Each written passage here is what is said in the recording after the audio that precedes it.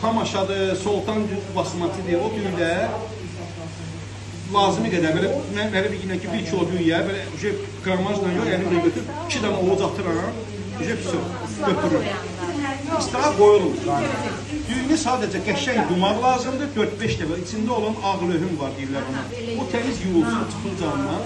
Ondan sonra su möhkəm qaynamalıdır. Möhkəm, belə parka-park qaynamalıdır. O atmalısınız düyünü ora. Atandan sonra ağzını bağlayacaq ki, tez də qaynasın. Düyü nə qədər tez, nə qədər çox qaynadı, o qədər həmçə. Amma ki, o atdığın düyü qaldı orada, qaynamadı, o düyü düşür hava. O düyü elə bilmən ki, olmur. Çox qaynayanda xəşil olmaz bəyəm? Yox, dəmdə də çox qaynayacaq. Çox dəmdə qaranda yaşılır məncə. Bəs biz niyə görə düyünü qoyuruq dəmə? Ona görə qoyuruq ki, düyü alaksıyı götürürük.